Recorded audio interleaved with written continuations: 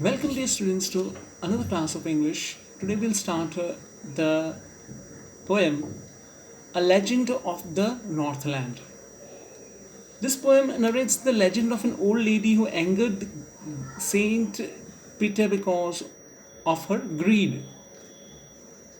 So many legendary stories are there wherein we or the persons who have not been merciful and trying to be what you call it greedy, don't share their things with the needed.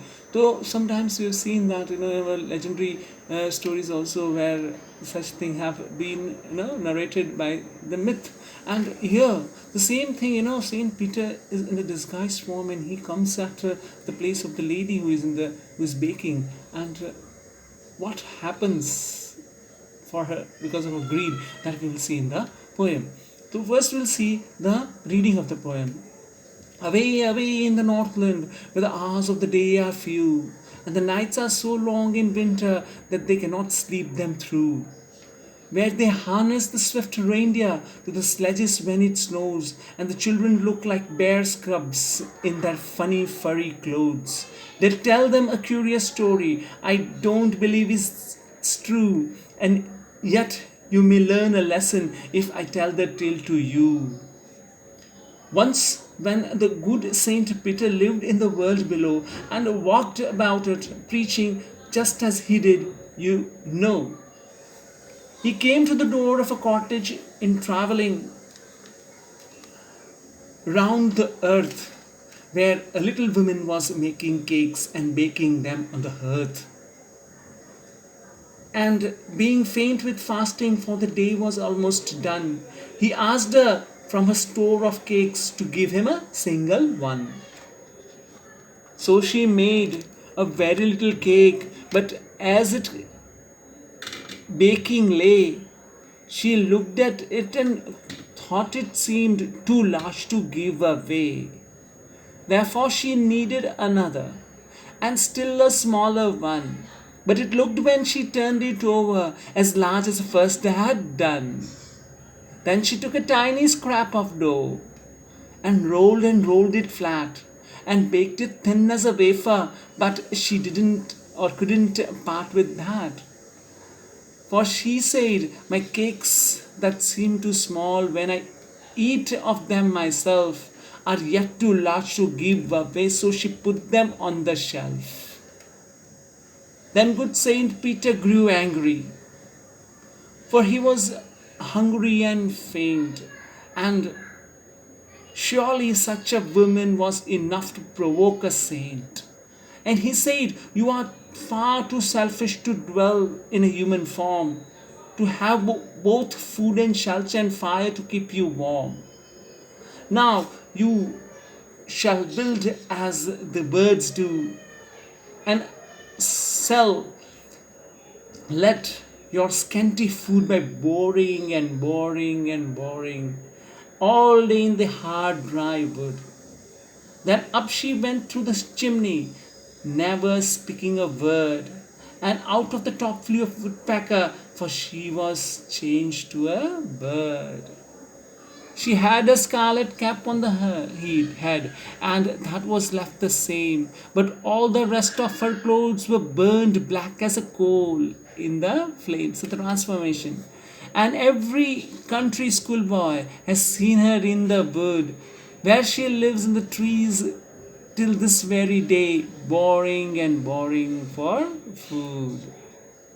It's Bobby Carey. So here we can see that the Legend of Northland is a simple, understandable type of a small fable, wherein the lady, when she is kneading and making dough, and the saint has completed his fast, and now he wants the food at the end of the day. This lady makes a cake, that much dough she takes, she could not part with that. She wants to make smaller, again smaller, very less, and then she makes a wafer type of, but cannot part with that also. So this way so happens that she could not part away from the door or the thing, eatable thing that the means the priest or the, you can say, Saint Peter is asking for.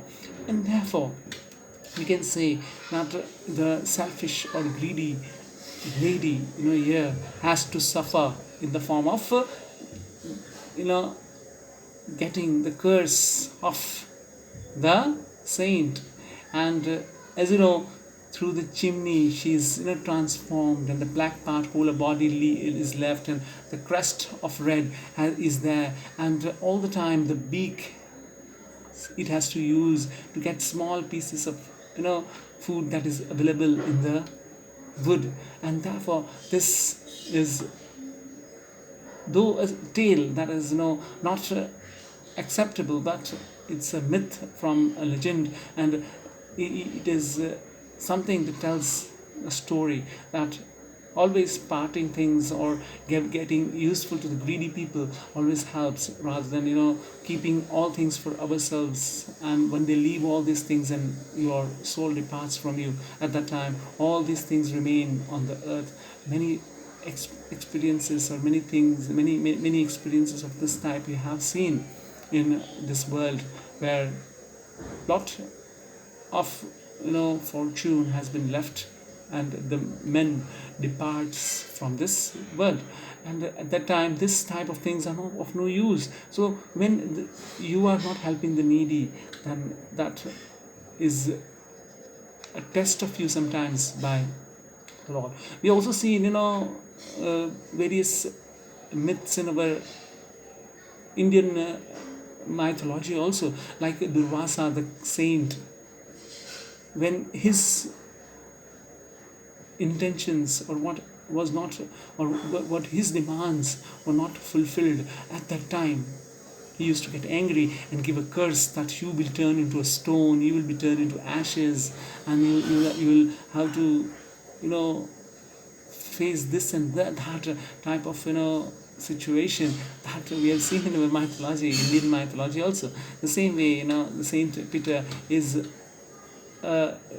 we can say a religious figure, and when he is taking the test of this lady and it doesn't materialize the thing which he wants, at that time he curses, and that curse makes or transforms this lady into a woodpecker who has